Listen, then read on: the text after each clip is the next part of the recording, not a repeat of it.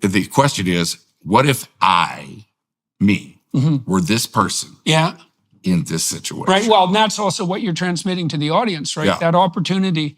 So part of the reason that we go to see movies is because by watching the people on screen and by noting their characterization, we can adopt their aim.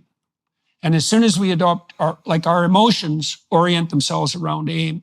And so if you can embody a character's Intentions, aim, yeah. exactly. If you can characterize a person's aims, then you can invite the audience to adopt their perspective, right? And that means they can live being Reagan, for example, in the course of the movie. That's why we go to the movies. Absolutely. And so okay, so how long did you play Reagan, and what was the effect of that on you? Like, I'm curious, when you embody these characters so deeply, because you're really occupying a different perspective, it has to change you, I would presume.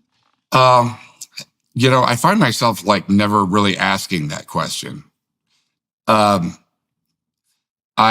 It's something to me. It's about learning about myself. Yeah, I don't know how to sometimes articulate that.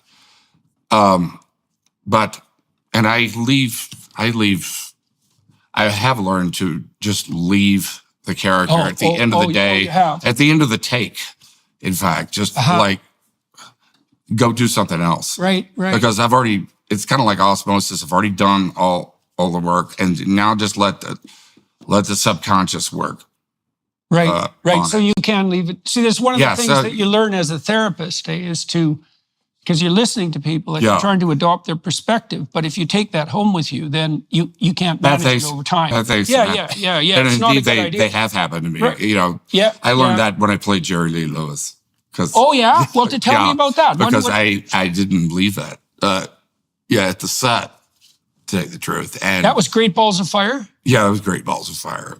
And so, I wound at the end, about 6 months after it came out, or maybe a year. Yeah, I was in rehab.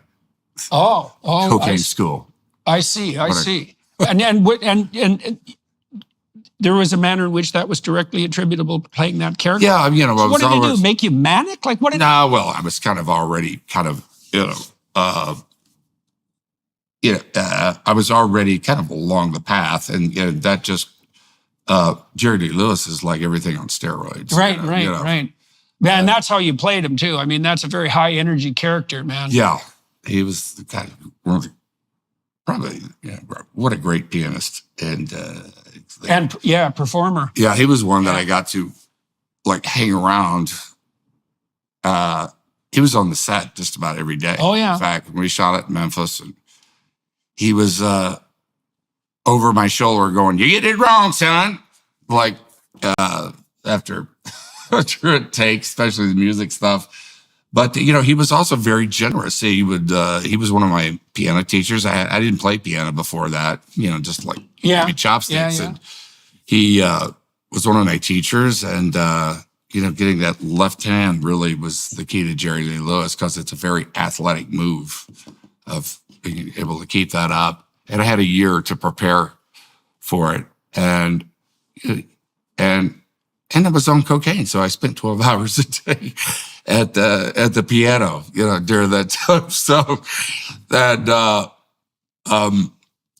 but it's I still play. I continued afterwards, and well, that's a good habit you picked. Yeah, that was the good that came from it, because it was that was a great gift from him, and he could be really so generous of spirit.